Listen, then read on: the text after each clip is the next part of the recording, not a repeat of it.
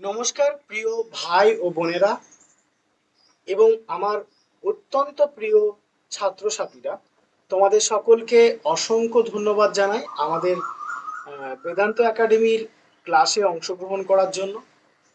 আমরা crack geography YouTube চ্যানেলের মধ্যে দিয়ে তোমাদের একাদশ শ্রেণী ভূগোলের প্রথম সেমেস্টারের যত টপিক রয়েছে প্রত্যেকটা টপিকের উপর আমরা ফুললি ডিসকাস করব এবং প্রত্যেকটা টপিক কিভাবে সহজে এবং সরলভাবে মনে রাখা যায় সেই কৌশলের মাধ্যমেই আমরা পড়ব। আমি গতদিন তোমাদের নোটসটা প্রোভাইড করেছিলাম, আজ তার ক্লাসটা দিতে চলেছি। আর একটা কথা তোমাদেরকে বলে রাখি, একাদশ শ্রেণী প্রথম সেমেস্টারে টোটাল মক টেস্ট অর্গানাইজ করা হচ্ছে, যেটা কিনা 200+ মক টেস্ট। এবং সেই মক টেস্টের মধ্যে দিয়ে কি থাকছে, তোমাদের প্রত্যেকটা টপিক ধরে ধরে ডিসকাশন, প্রত্যেকটা টপিক অনুযায়ী তোমাদের মক টেস্ট থাকবে এবং পরবর্তীতে একটা দুটো তিনটে লেসেন হয়ে গেলে তার উপর মক টেস্ট। এইভাবে সমগ্র মক টেস্ট কিন্তু অর্গানাইজ করা হয়েছে। তোমরা জানো তোমাদের একাদশ শ্রেণীর প্রথম সেমেস্টারে যে আমাদের ক্লাসটা চলবে বা আমাদের যে সিলেবাসটা রয়েছে সেই সিলেবাসের সম্পূর্ণ এক্সাম কিন্তু এমসিকিউ আকারে হবে, অর্থাৎ মাল্টিপল চয়েস কোশ্চেন আকারে হবে। তো আমরা সেইভাবেই একাদশ শ্রেণীর ভূগোলটাকে, প্রথম সেমেস্টারের ভূগোলটাকে সেইভাবেই আমরা এগিয়ে যাব। আজ তোমাদের ভূগোলের প্রথম ইউনিটের শাস্ত্র হিসেবে ভূগোলের থেকে আমি দুটো ইউনিট তুলেছি, ভূগোলের অর্থ এবং ভূগোলের সংজ্ঞা। জেনে রেখো তোমাদের পরীক্ষায় এই ভূগোলের অর্থ এবং ভূগোলের সংজ্ঞা থেকে 1 নাম্বার কিন্তু থাকবে। অতএব আজকের ক্লাসে যারা অংশগ্রহণ করবে বা আজকের ক্লাসটা সম্পূর্ণভাবে যারা দেখবে তারা কিন্তু 1 নাম্বার পেয়ে যাবে। চলো আর কথা না বাড়িয়ে আজকের পর্ব শুরু করা যাক। প্রথমেই বলি মিনিং অফ জিওগ্রাফি, অর্থাৎ ভূগোলের অর্থ। ভূগোলের অর্থ যদি আমরা দেখি তাহলে আমরা দেখব ভূগোল শব্দটা ইংরেজি শব্দ কি না জিওগ্রাফি। আর এই জিওগ্রাফির জিও জিও শব্দের অর্থ হলো ভূমণ্ডল বা পৃথিবী। তোমরা যখন ক্লাস 9 বা 10-এ পড়েছো সেখানেও কিন্তু এটা পেয়েছো। জিও অর্থের জিও শব্দের অর্থ হচ্ছে ভূমণ্ডল বা পৃথিবী। এবং পাশাপাশি গ্রাফোস শব্দের অর্থ হলো বর্ণনা বা বিবরণ। জেনে রাখা ভালো এই জিও এবং গ্রাফোস এই দুটো শব্দ কিন্তু গ্রিক শব্দ এবং এর থেকে ফাইনালি যে শব্দটা আমাদের উঠে আসে বা জিওগ্রাফি টোটাল যে শব্দ তার থেকে যে অর্থটা আমরা পাই সেটা হলো পৃথিবীর বর্ণনা। এবার আমরা জানবো এই ভূগোল শব্দটা কিভাবে আমাদের ভারতবর্ষে ইতিহাসে বা আমাদের ভারতবর্ষের ভৌগোলিক ক্ষেত্রে কিভাবে এর আবির্ভাব ঘটে সেটা আমরা জানবো। প্রথমে বরাহ মিহিরের হাত ধরে যদি আমরা দেখি তাহলে আমরা দেখব তার লেখা সূর্য সিদ্ধান্ত গ্রন্থে এই ভূগোল শব্দটা কিন্তু প্রথম ব্যবহৃত হয়।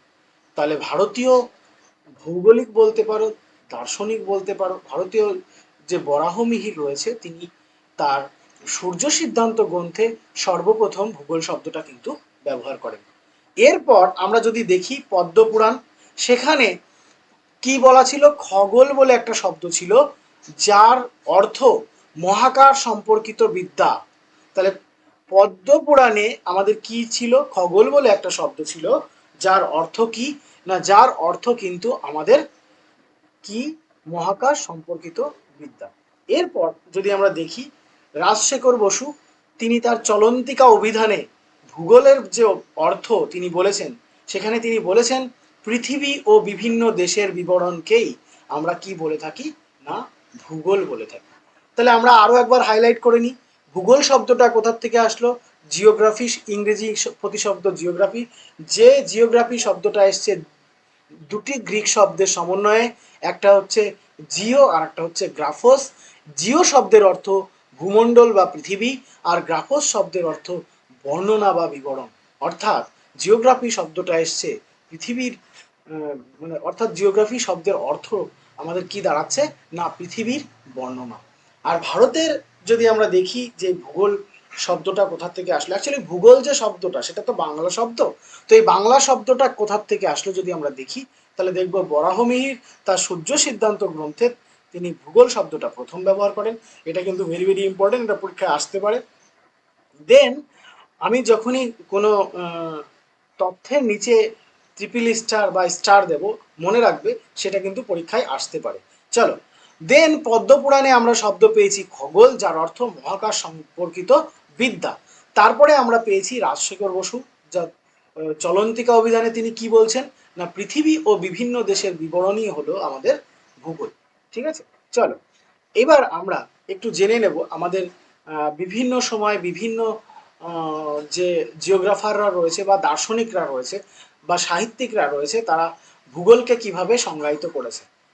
আমি কি বললাম না, বিভিন্ন সময় বলতে প্রাচীন যুগে, আধুনিক যুগে, মধ্যযুগে, এই যে যে বিভিন্ন সময়কাল, এই সময়কালে ভূগোল সম্পর্কে বিভিন্ন সাহিত্যিক, দার্শনিক, ভৌগোলিকরা যে সমস্ত মতবাদগুলো দিয়েছে বা ভূগোল সম্পর্কে যে কথাগুলো বলেছে, ভূগোল কি সেই সম্পর্কে যে কথা বলেছে, সেগুলো আমরা একটু জেনে নেব এবং যে ইম্পর্টেন্ট পার্টগুলো রয়েছে সেগুলো সম্পর্কে আমরা আলোচনা করব। দেখো, প্রথমেই যেটা আমরা ভূগোলের সংজ্ঞার ক্ষেত্রে দেখব সেটা হচ্ছে প্রাচীন সংজ্ঞা।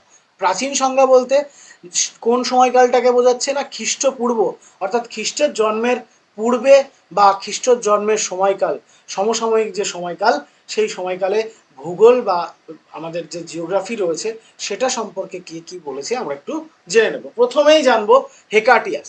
জেনে রেখো, হেকাটিয়াসকে কিন্তু ফাদার অফ জিওগ্রাফি বলা হয়, অর্থাৎ ভূগোল শাস্ত্রের প্রকৃত জনক কিন্তু হেকাটিয়াসকে বলা হয়ে থাকে। হেকাটিয়াসের সময়কালটা যদি দেখি আমরা, তাহলে দেখতে পাবো 550 থেকে 476 খ্রিস্টপূর্বাব্দ। 550 থেকে 476 খ্রিস্টপূর্বাব্দ, এই সময়কালের মধ্যেই কিন্তু হেকাটিয়াস তার যে কনসেপ্ট বা ভূগোল সম্পর্কে কনসেপ্ট তিনি কিন্তু তুলে ধরেছিলেন। হেকাটিয়াস কে ছিলেন? একজন গ্রিক সাহিত্যিক ছিলেন। তার লেখা যে গ্রন্থ জেস পেরিওডিস, এই গ্রন্থের মাধ্যমেই কিন্তু তিনি কি বলেছেন, আঞ্চলিক যে ভূগোলের কনসেপ্ট তিনি কিন্তু তুলে ধরেছিলেন এবং তার লেখার মধ্যেই প্রথম ভূগোল সম্পর্কে একটা সুচিন্তিত মতবাদ কিন্তু আমরা পাই। তাহলে তার লেখা গ্রন্থের নাম কি? Very very important. এবং তাকে কি বলা হয়? ভূগোল শাস্ত্রের প্রকৃত জনক বলা হয় বা জনক বলা হয়। এটা কিন্তু আমাদের মাথায় রাখতে হবে, এটা কিন্তু খুবই ইম্পর্টেন্ট একটা ইনফরমেশন। চল, এবার যদি আমরা দেখি, তারপরেই আমরা পাবো এরাটোস্থেনিস, যিনি কিনা এই জিওগ্রাফিয়া অর্থাৎ জিওগ্রাফি এই শব্দটা কিন্তু প্রথম ব্যবহার করেন। কোথায় ব্যবহার করেন? তার লেখা গ্রন্থ গ্রাফিকাতে তিনি কিন্তু প্রথম জিওগ্রাফিয়া বা জিওগ্রাফি শব্দটা প্রথম ব্যবহার করেন। কত খ্রিস্টপূর্বাব্দে? 234 খ্রিস্টপূর্বাব্দে, বিসি, বিফোর খ্রিস্ট। হ্যাঁ, খ্রিস্টের জন্মের পূর্বে। এনার যদি সময়কালটা আমরা দেখি, তাহলে দেখতে পাবো 276 থেকে 194 খ্রিস্টপূর্বাব্দে কিন্তু তার সময়কালটা ছিল। এবং তিনি একজন কি ছিলেন? তিনি একজন গ্রিক দার্শনিক ছিলেন। তার মতে যদি আমরা ভূগোল দেখি, তাহলে তার মতে ভূগোল কি? মানুষের বাসভূমি হিসেবে পৃথিবীর বিবরণ, অর্থাৎ মানুষ যেখানে বাস করছে এবং সেই যে বাসস্থান, সেই বাসস্থানের রেসপেক্টে আমাদের পৃথিবীর যে বিবরণ, তার মতে কিন্তু আমরা ভূগোলকে পেয়ে থাকি। ওকে, চলো এরপরে আমরা চলে আসব স্ট্র্যাবো। স্ট্র্যাবো কত খ্রিস্টাব্দে ছিলেন? 10 খ্রিস্টাব্দ, অর্থাৎ খ্রিস্টের জন্মের 10 বছর পরে কিন্তু এই রোমান যে সাহিত্যিক রয়েছেন তিনি কিন্তু ভূগোল সম্পর্কে বলেন। তিনি কি বলেন? ভূগোল পৃথিবীর জলভাগ ও স্থলভাগের মধ্যে সমস্ত জীব সম্পর্কে জ্ঞান দেয় ও পৃথিবীর বৈশিষ্ট্যাবলীকে ব্যাখ্যা করে। তাহলে দেখো, আস্তে আস্তে কিন্তু ভূগোলের ডেভেলপমেন্ট হচ্ছে। প্রথমে আমরা পেয়েছিলাম আঞ্চলিক অবস্থান, যেটা হেকাটিয়াসের মধ্যে দিয়ে পেয়েছিলাম, আঞ্চলিক ভূগোল সম্পর্কে কনসেপ্ট পেয়েছিলাম। পরবর্তীতে আমরা এরাটোস্থেনিসের হাত ধরে দেখতে পাই যে ভূগোল মানুষের বাসভূমি, তার রেসপেক্টে পৃথিবীর যে বর্ণনা, সেটা কিন্তু আমরা এরাটোস্থেনিসের হাত ধরে পাই। দেন আমরা কি পাই না, ভূগোল পৃথিবীর, দেখো এখানে আস্তে আস্তে কি আসছে, প্রথমে এসেছিল না আমাদের অঞ্চলের একটা ব্যাপার, তারপরে আসছে অঞ্চল এবং মানুষ, তারপরে দেখো পৃথিবীর জলভাগ, স্থলভাগ, জীব এবং পৃথিবীর বৈশিষ্ট্য সম্পর্কে ব্যাখ্যা কার হাত ধরে আসে? স্ট্র্যাবোর হাত ধরে আসে। কত খ্রিস্টাব্দে? 10 খ্রিস্টাব্দে। দেখো আস্তে আস্তে ডেভেলপ হচ্ছে, যে ডেফিনেশনগুলো আমরা প্রথমের দিকে পেয়েছিলাম সেখান থেকে কিন্তু আস্তে আস্তে ডেভেলপমেন্ট হচ্ছে। এবার চলে আসি স্ট্র্যাবোর লেখা গ্রন্থের নাম কি? জিওগ্রাফিকা। জিওগ্রাফিকা গ্রন্থের নাম হচ্ছে, গ্রন্থ লেখেন কে? না, স্ট্র্যাবো জিওগ্রাফিকা গ্রন্থটা লেখেন। তার যে গ্রন্থ তাতে প্রধান 4টে শাখা ছিল, কি কি? এক, গণিতিক, প্রাকৃতিক, রাজনৈতিক এবং ঐতিহাসিক। এই 4টে শাখা কিন্তু এই জিওগ্রাফিকা গ্রন্থে ছিল। একটা জিনিস সবসময় গুলিয়ে ফেলো তোমরা, সেই জন্য আমি এটাকে হাইলাইট করে দিচ্ছি। জিওগ্রাফিকা লেখেন স্ট্র্যাবো আর জিওগ্রাফিয়া লেখেন টলেমি। টলেমি কত খ্রিস্টাব্দে? প্রায় স্ট্র্যাবোর সমসাময়িক ছিলেন। 14 খ্রিস্টাব্দে তিনি কি বলেন? ভূগোল হলো সেই উন্নত বিষয় যা মহাবিশ্বের মধ্যে পৃথিবীকে এক ঝলক দেখায়। তাহলে বুঝতে পারছো, টোটাল যে মহাবিশ্ব রয়েছে সেই মহাবিশ্বের মধ্যে পৃথিবী একটা ক্ষুদ্র কণা মাত্র। কার ভাষায়? টলেমির ভাষায়। এবার চলে আসি, তিনি কিন্তু প্রথম কার্টোগ্রাফি বলতে তোমরা ভূগোলে যে প্র্যাকটিক্যালটা করো বা চিত্র অঙ্কন করো বা আমাদের অক্ষরেখা দ্রাঘিমা রেখা রয়েছে, সেই অক্ষরেখা এবং দ্রাঘিমা রেখা একটা নির্দিষ্ট স্কেলে ফেলে যদি আমরা মানচিত্র অঙ্কন করি, সেটাই হচ্ছে কার্টোগ্রাফি। এবং এই কার্টোগ্রাফি কিন্তু সর্বপ্রথম টলেমির হাত ধরেই আমাদের মধ্যে আসে। ভেরি ভেরি ইম্পর্টেন্ট একটা কোশ্চেন, লাইফ টাইম এই ইনফরমেশনটা কাজে লাগবে। তোমরা যদি চাকরি বাকরি পরীক্ষা দিতে যাও সেখানে গিয়েও কিন্তু এটা তোমরা পাবে। চলো, এরপরে আমরা চলে আসব। তাহলে এত সময় আমরা প্রাচীন সংজ্ঞা পেয়েছিলাম, প্রাচীন যুগে কে কিভাবে কি করছিল সেটা আমরা পেয়েছিলাম। এইবার আমরা যদি একটু দেখি, তাহলে আমরা দেখব যে না আধুনিক যুগে, মধ্যযুগে, মধ্যযুগ বলতে তৃতীয় শতক থেকে অষ্টাদশ শতক, তৃতীয় শতক বলতে 300 খ্রিস্টাব্দ থেকে 800 খ্রিস্টাব্দ পর্যন্ত সময়কালে কে কি মতবাদ ব্যাখ্যা করেছে সেগুলো সম্পর্কে আমরা জানবো। দেখো আমি এখানে যেগুলো তুলেছি আরো অনেক ছিল। আমি যদি এখানে দেখি ভৌগোলিকের সংজ্ঞা বা ভূগোল সম্পর্কে কনসেপ্ট দিয়েছে অনেক ছিল, আমি জাস্ট সেইগুলোই তুলেছি যেগুলো তোমাদের পরীক্ষায় আসবে। প্রথমেই আমি আলোচনা করে নেব মধ্যযুগে ভ্যারিনিয়াস যে কিনা 1622 খ্রিস্টাব্দে কি বলে, ভূগোল হলো মিশ্র গণিতের সেই অংশ যা পৃথিবীর অবস্থা এবং পরিমাপের উপর নির্ভরশীল। তাহলে ভূগোল কি? মিশ্র গণিতের অংশ যা পৃথিবী এবং পরিমাপের উপর নির্ভরশীল। এবং তিনি কিন্তু এখানে মহাকাশগত রূপ, আকার, অবস্থান, গতি, পৃথিবীর গতি এই সমস্ত সম্পর্কে কিন্তু তিনি ব্যাখ্যা করেছেন। এবার চলে আসো, কান্ট কি বলছেন? ইমানুয়েল কান্ট কি বলছেন? না ভূগোল হলো পৃথিবীর সমীক্ষা। পৃথিবীর সমীক্ষা বলতে যদি আমি ধানতলার সমীক্ষা করি, যদি আমি নোয়াপাড়ার সমীক্ষা করি, তাহলে আমি কি দেখতে পাবো? আমি দেখতে পাবো যে না এই অঞ্চলের মানুষ ম্যাক্সিমাম সবই কি না আমাদের এগ্রিকালচার বেস, কৃষিজীবী, কিছু পরিমাণ আছে চাকরিজীবী। তো এই সমস্ত ডাটা আমরা কালেকশন করতে পারি। তো ঠিক একই রকমভাবে আমরা ভূগোলকে কি বলতে পারি? পৃথিবীর সমীক্ষা, অর্থাৎ পৃথিবী সম্পর্কে যে তথ্য, পৃথিবী সম্পর্কে যে ইনফরমেশন, সেগুলো কি? সেগুলোই হচ্ছে আমাদের ভূগোল। কে বলেন? Immanuel Kant. Very very important একটা কথা। এবার দেখো, এটি পৃথিবীর বিভিন্ন অংশের বিভিন্নতা ব্যাখ্যা করে। অর্থাৎ পাহাড়ি অঞ্চলের একরকম আলোচনা করবে, তারপরে সমভূমি অঞ্চলের একরকম বৈশিষ্ট্য, আমরা যদি মরুভূমিতে চলে যাই সেখানকার একরকম বৈশিষ্ট্য। তো এক কথায় বলতে গেলে ভূগোলের ঘটনা এবং সম্পর্ক যদি আমরা দেখতে চাই, তাহলে ইমানুয়েল কান্ট কিন্তু সেখানে সুন্দরভাবে ব্যাখ্যা করেছেন। এবার চলে আসি ইমানুয়েল কান্টের গুরুত্বপূর্ণ মতবাদ, ভেরি ভেরি ইম্পর্টেন্ট। তার মতে কাল বলতে সময়, সময় হলো ইতিহাস। যেমন আমরা বিফোর খ্রিস্টপূর্ব, খ্রিস্টের আগে এগুলো বলছি। তো কাল হলো ইতিহাসের অংশ। এবং দেশ, দেশ বলে তো আমাদের যে অবস্থান, যেমন আমাদের ভারতবর্ষ, এটা আমাদের কিসের অংশ হয়ে যাবে? না এটা আমাদের ভূগোলের অংশ হয়ে যাবে। ভেরি ভেরি ইম্পর্টেন্ট, এখান থেকে কিন্তু কোশ্চেন আসবে। চলো দেন এবার আমরা জানবো ভূগোল সম্পর্কে কে কি আমাদের আধুনিক সংজ্ঞা দিয়েছে। সেই আধুনিক সংজ্ঞাগুলো আমরা এক এক করে দেখে নেব। প্রথমেই দেখো, আধুনিক সংজ্ঞায় অত্যন্ত গুরুত্বপূর্ণ, এখান থেকে কোশ্চেন আসবেই। আলেকজান্ডার ভন হামবোল্ড এবং কার্ল রিটার, এই দুজনের থেকে কিন্তু কোশ্চেন তোমরা পাবেই। চলো কি বলছে আমাদের এই আলেকজান্ডার ভন হামবোল্ড এবং কার্ল রিটার, এরা দুজনে মিলে কিন্তু আমাদের ভূগোলের একটা কিন্তু নতুন জন্ম দিয়েছে। কি বললাম আমি? ভূগোলকে একটা কিন্তু নতুন জন্ম দিয়েছে। কিসের ভিত্তিতে?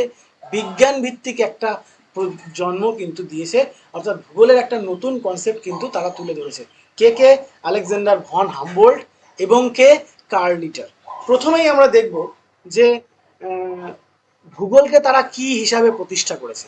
দেখো প্রথমে আমরা দেখব ভূগোলকে তারা বিজ্ঞানের একটি শাখা এবং স্বতন্ত্র শাস্ত্ররূপে কিন্তু তারা প্রতিষ্ঠা করেছে। তাহলে ভূগোল এবং সায়েন্স এই দুটো কনসেপ্ট কিন্তু তারা মিলিয়ে দিয়েছে, অর্থাৎ ভূগোল একটা বিজ্ঞানের অংশ সেটা কিন্তু তারা প্রমাণ করেছে। চলো প্রথমেই আমরা দেখব হামবোল্ট তার লেখা গ্রন্থের নাম কি? কসমস। পরীক্ষায় আসবেই আসবে, পরীক্ষায় আসবেই আসবে। হামবোল্টের লেখা গ্রন্থের নাম কি? কসমস। এবং সেখানে তিনি ভূগোল সম্পর্কে কি বলেন না, ভূগোল হলো প্রকৃতির সাথে সম্পর্কিত একটি বিজ্ঞান যা পৃথিবীর উপর দেখা যায় এবং যা কিছু আমরা বর্ণনা করি এবং যা কিছু আমরা পাঠ করি। তাহলে তিনি দেখুন কি বলল, তিনি তার কসমস গ্রন্থে অর্থাৎ হামবোল্টের লেখা গ্রন্থের নাম কি? কসমস। কসমস গ্রন্থে তিনি কি বলছে না, ভূগোল হলো প্রকৃতির সাথে সম্পর্কিত একটা বিজ্ঞান এবং এই বিজ্ঞানে আমরা কি পাই না, এই বিজ্ঞানে আমরা পেয়ে থাকি সেটা হলো কি না, ভূগোল, ভূগোলের ক্ষেত্রে বা আমরা পৃথিবীর ক্ষেত্রে যা কিছু দেখি এবং যা কিছু পাঠ করি সেইগুলো সম্পর্কে কিন্তু এখানে কনসেপ্ট তুলে ধরা হয়েছে। ওকে, চলো এবার আমরা রিটার সম্পর্কে পড়বো। কার্ল রিটার। কার্ল রিটারের লেখা গ্রন্থের নাম কি? আর্ডকুন্ডে। আর্ডকুন্ডে গ্রন্থে তিনি কি বলছেন? তিনিও কিন্তু ভূগোলকে বিজ্ঞানের সাথে বলছেন।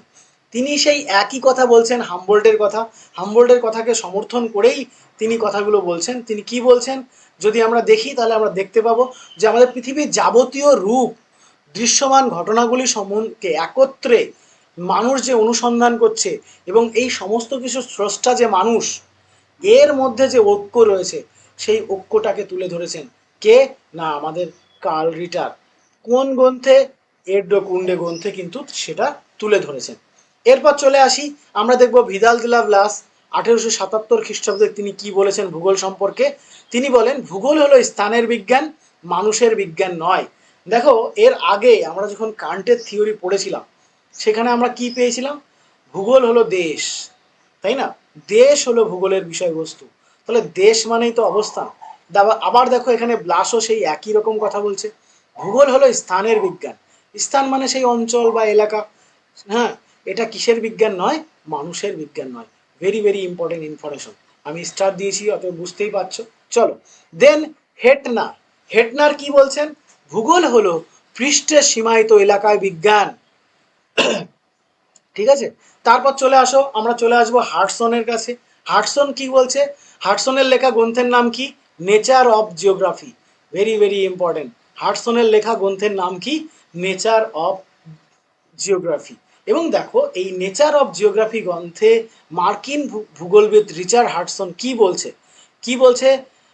ভূপৃষ্ঠের পরিবর্তনশীল বৈশিষ্ট্যের সুবিন্যস্ত যুক্তিসঙ্গত বর্ণনা এবং ব্যাখ্যা প্রদানই হলো ভূগোল। অর্থাৎ আমাদের যে প্রতিনিয়ত আমাদের পৃথিবী পৃষ্ঠ বা আমাদের পৃথিবীর যে জলবায়ুগত পরিবর্তন, আবহাওয়ার পরিবর্তন, তার পাশাপাশি ভূমিরূপের পরিবর্তন, সেই পরিবর্তনগুলোকে বর্ণনা করা হচ্ছে, সেটাকেই আমরা কি বলবো? ভূগোল বলবো। কার মতে? হার্টসনের মতে। এরপর আমরা চলে আসবো হ্যাগেটের কাছে। হ্যাগেট কি বলছেন? দেখো ভূগোল হলো সেই বিজ্ঞান যা ভূপৃষ্ঠের মানুষ, পরিবেশের বাস্তুতন্ত্র, আঞ্চলিক দৈশিক প্রণালী গঠন এবং ক্রিয়া প্রতিক্রিয়া বিশ্লেষণ করে। অর্থাৎ আমাদের যে ভূপৃষ্ঠ রয়েছে সেখানে অবস্থিত বিভিন্ন জীব এবং বিভিন্ন উদ্ভিদ, উদ্ভিদকুল এবং প্রাণীকুলের মধ্যে যে অন্তঃসম্পর্ক, তাদের মধ্যে পারস্পরিক ক্রিয়া প্রতিক্রিয়া, এইগুলো সম্পর্কে বর্ণনা করেন কে? হ্যাগেট। এবং সর্বশেষ এবং অন্তিম আমাদের জোন্সের মতে যদি আমরা চলে আসি তাহলে দেখতে পাবো তিনি কি বলছেন না, ভূগোল হলো সব ধরনের অনুসন্ধানের কেন্দ্র এবং যার কেন্দ্রে আছে কে? স্থান। দেখো এই স্থান সম্পর্কে কে বলেছেন? ব্লাসও বলেছেন ভূগোল হলো স্থানের বিজ্ঞান। আর জোন্স কি বলছেন? জোন্স বলছেন না, ভূগোলের সব অনুসন্ধানের কেন্দ্রে আছে কে? স্থান। ঠিক একই রকম ভাবে কান্ট তার লেখা লেখায় কিন্তু তিনি তুলে ধরেছেন না, দেশ, দেশ হলো ভূগোলের মূল বিষয়বস্তু। তাহলে ফাইনালি আমরা কোনো একটা স্থানের অবস্থান সম্পর্কে যদি দেখি তাহলে আমি সেটাকে কি বলতে পারবো না, সেটাই হচ্ছে স্বাস্থ্যের ভূগোল। তাহলে দেখো আমরা এখানে পেয়ে গেলাম এই সমস্ত সংজ্ঞাকে যদি আমি ক্লারিফাই করি এবং এই সমস্ত সংজ্ঞাকে যদি আমি একত্রিত করে আমি বর্তমান যদি একটা সংজ্ঞা দেখি ভূগোলের, তাহলে আমরা দেখব যে এটি হলো একটা ভূগোল হলো একটা বিজ্ঞানের শাখা। ভালো করে মনে রাখো, মনে করার চেষ্টা করো, একটু মন দিয়ে শোনো। কি না, ভূগোল হলো বিজ্ঞানের সেই শাখা যেখানে পৃথিবী, তাহলে কি হচ্ছে, ভূগোল হলো বিজ্ঞানের সেই শাখা যেখানে কি রয়েছে না পৃথিবী, আমাদের পৃথিবী রয়েছে, পৃথিবীর সাথে সাথে প্রকৃতি এবং মানুষের মধ্যে সাংস্কৃতিক উপাদানগুলির মধ্যে একটা পারস্পরিক সম্পর্কের সাথে যুক্তিপূর্ণভাবে কি তৈরি করতে পারে, বিজ্ঞানসম্মত ব্যাখ্যা এবং বিশ্লেষণ করতে পারে, সেটাকেই আমরা কি বলবো, ভূগোল বলবো। তাহলে দেখো এত সময় আমরা কে কি বলেছে প্রত্যেকের যে কথাগুলো, সেই কথাগুলোকে আমি একত্রিত করে যদি আমি ভূগোলের সংজ্ঞা বলি, তাহলে প্রথমেই বলবো ভূগোল হলো বিজ্ঞানের একটি শাখা যেখানে পৃথিবী, আমাদের পৃথিবী তো থাকবেই, তার পাশাপাশি কি থাকবে না প্রাকৃতিক এবং মানুষের মধ্যে যে আন্তঃসম্পর্ক, সাংস্কৃতিক উপাদানগুলির মধ্যে যে সম্পর্ক, এবং পাশাপাশি এর যে বন্টন এবং যুক্তিপূর্ণ বিশ্লেষণ, সেটাই হচ্ছে আমাদের ভূগোল।